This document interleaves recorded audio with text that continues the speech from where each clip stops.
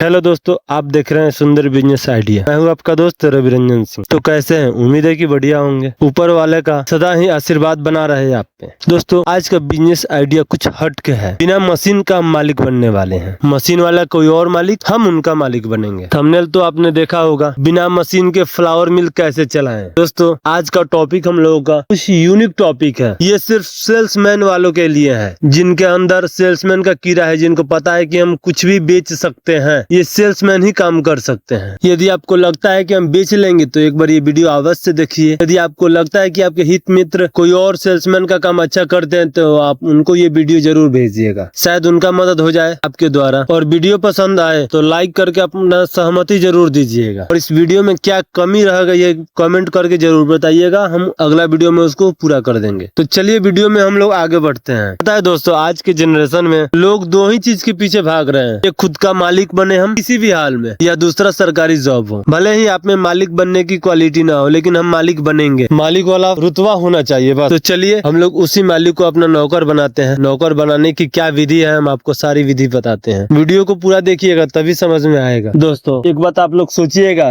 कि एक फ्लावर मिल बैठाने में कितना रुपया खर्च आता है। तो हम आप लोगों को बता दें कि कम से कम 6 लाख रुपया खर्च आएगा। 1 मिनट जरा रुकिएगा, वो भी बता दें कि कहाँ कहाँ आएगा 6 लाख रुपया, ये भी हम आपको बता देते हैं। कम से कम मशीन लीजिएगा दोस्तों तो 1.5 से 3 लाख तक का तो मशीन आपको आ जाएगा। बड़ा सा फ्लावर मिल वाला मशीन। कम से कम 1000 से 1200 स्क्वायर फीट का जमीन होना चाहिए। यदि आपके पास है तो बढ़िया है, न है तो किराए पे लेना पड़ेगा, उसके लिए अलग से पैसा। उसके बाद उस 1200 स्क्वायर फीट में आपको सेट बनवाना पड़ेगा, जिसका लागत आ जाएगा आपको 1.5 से 2 लाख रुपया। कुल मिलाकर हो गया 5 लाख रुपया आप खर्च कर चुके हैं। इनपुट हो गया, आउटपुट 1 भी रुपया आपसे नहीं निकला, क्योंकि वो फिक्स एसेट है। फिक्स एसेट में कोई रुपया आपको बाहर नहीं निकलता है, वो आपको पूंजी एक बार में लग गया। उसके बाद आपको कमर्शियल लाइट लेना पड़ेगा अलग से, उसके लिए अलग दौड़ना पड़ेगा आपको बिजली विभाग में। गलती से मशीन खराब हो गया, उसका अलग परेशानी झेलना है। फसाई के लिए भी लाइसेंस लेना पड़ेगा आपको। उसके बाद लेबर प्रॉब्लम होगा। एक बड़ा सा आपको जनरेटर भी रखना पड़ेगा, लाइन कब कट जाए आपको इमरजेंसी में देना हो तो उसके लिए भी एक जनरेटर रखना पड़ेगा। आप कुल खर्च जोड़ते जाइएगा दोस्तों। उसके बाद आपको गेहूं खरीदने के लिए अलग से पैसा चाहिए। फिर बोरी को प्रिंट कराना पड़ेगा, जो आप पैकेट दीजिएगा उसका प्रिंटिंग के लिए अलग कॉस्ट लगेगा। खैर ये तो उसमें भी लगेगा, बिना मशीन वाले में भी। यदि लेबर रख रहे हैं तो जो ट्रेंड लेबर है, जो जानकार लेबर है, उसका अलग नखरा होता है। हम ये नहीं करेंगे, वो नहीं करेंगे, इतना छुट्टी लेंगे, इतना पगार चाहिए हमको। जो बिना ट्रेंड वाला है उसके साथ आपको रहना पड़ेगा। आप मार्केटिंग नहीं कीजिएगा। बिना ट्रेंड लेबर से आप नया लेबर रखिएगा, उससे माल बनवाइएगा तो डर भी रहेगा कहीं गलती बना दे, सही से नहीं पीसे तो फिर मार्केट से तुरंत आउट भी हो जाइएगा। इस सब चीजों से मुक्ति के लिए हमें एक उपाय आया है। हम भी दोस्तों वही काम करते हैं। मेरा भी अपना एक बिजनेस है, क्लॉथ का बिजनेस। मेरे पास आइएगा देखिएगा तो एक भी मशीन नहीं है, लेकिन आज भी माल हम बनवाते हैं वही जैसा हम आपको बताते हैं। हर किसी के पास सिलाई मशीन है, मेरे पास कपड़ा है, उनके पास मशीन है, हम उनको काम देते हैं। मशीन का मालिक वो है, उनका मालिक हम है। यही चीज हम आपको बताना चाह रहे हैं। इस सब चीजों को ध्यान में रखते हुए बिना हेडेक का बिजनेस शुरू कीजिए। ना जमीन का टेंशन, ना कमर्शियल लाइट का टेंशन, ना लेबर प्रॉब्लम, इस सबको साइड कीजिए।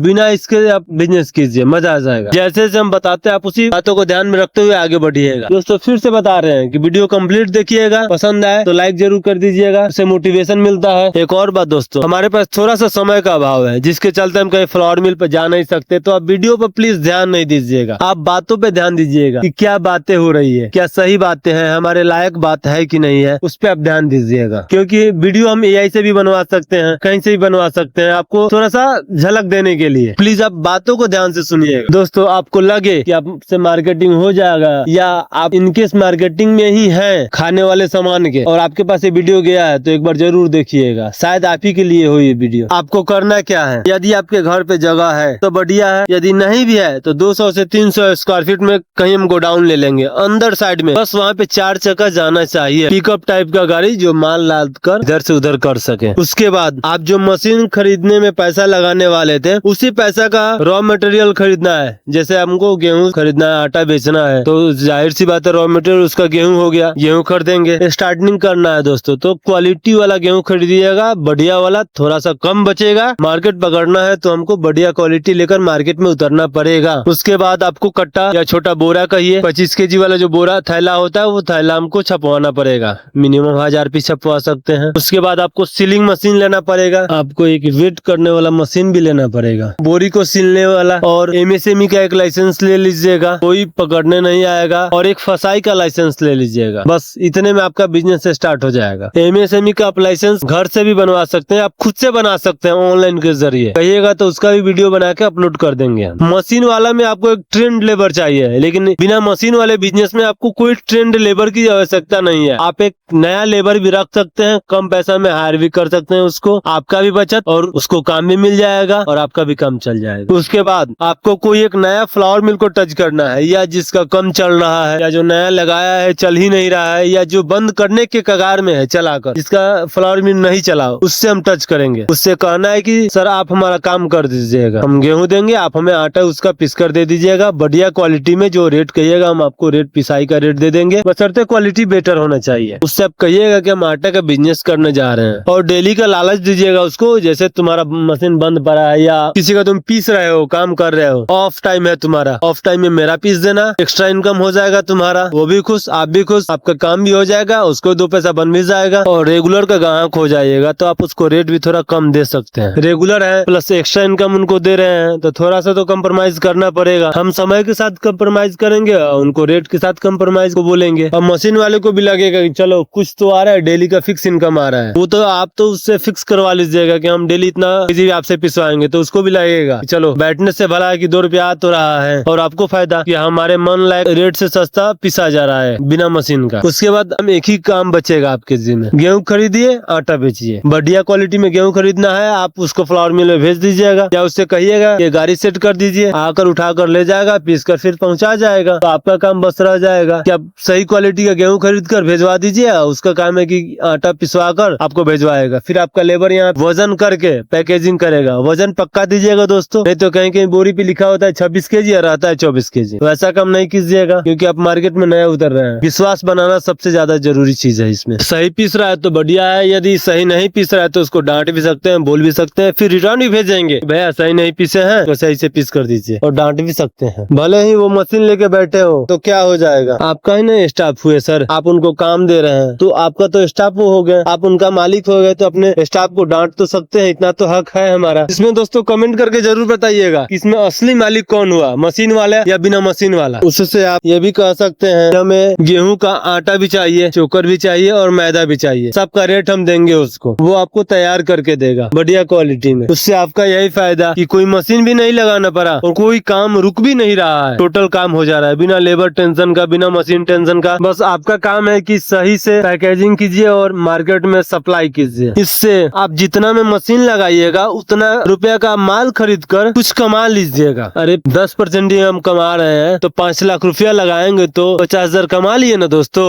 लेकिन मशीन लगाते तो हम 1 भी रुपया नहीं कमाते, बिगड़ता अलग टेंशन रहता उसमें। बाकी सोचना आपको है दोस्तों कि मशीन वाला मालिक बनिएगा कि बिना मशीन वाला मालिक। एक और बात बताइए आप हमको, यदि आप मशीन लगाना चाहते हैं, हम मशीन वाला ही बनेंगे, कल को आपका बिजनेस नहीं चला तो आप क्या कीजिएगा। जो मशीन आप लगाए हैं ना दोस्तों 3 लाख 4 लाख का, जिस दिन बेचने जाइएगा तो कूड़े के भाव में बिकेगा, केजी के भाव में। जो कबाड़ी वाला केजी खरीदते हैं ना उस हिसाब से आपका मशीन बिकेगा। इस बात का हमेशा ध्यान रखिएगा। हर चीज सेट भी आपको केजी के भाव से बेचना पड़ेगा, मशीन तो बेचना ही पड़ेगा, हर चीज आपको बेचना पड़ जाएगा। और बिना मशीन वाला में यदि इनकेस नहीं चला, भगवान ऐसा ना करे किसी के साथ, आप सही से रहिएगा, ईमानदारी से रहिएगा तो बिजनेस आपका न चले, ऐसा हो ही नहीं सकता। इनकेस ना चले तो आप क्या कीजिएगा, आप गेहूं खरीदिएगा ना, आपके पास वही ना एक पूंजी फंसा है, आप उसको आटा पिसवाइएगा। किसी भी दुकानदार को कहिए कि बॉस इतना रुपए का खरीद है, आप रखिए इसे और बेच कर पैसा दे दीजिएगा। कोई भी दुकानदार मान जाएगा दोस्तों, कैश तो नहीं ना खरीदना पड़ा उस दुकानदार को। इससे आपका पूंजी निकल जाएगा, कम से कम पूंजी तो निकल जाएगा। या लगेगा भी घाटा तो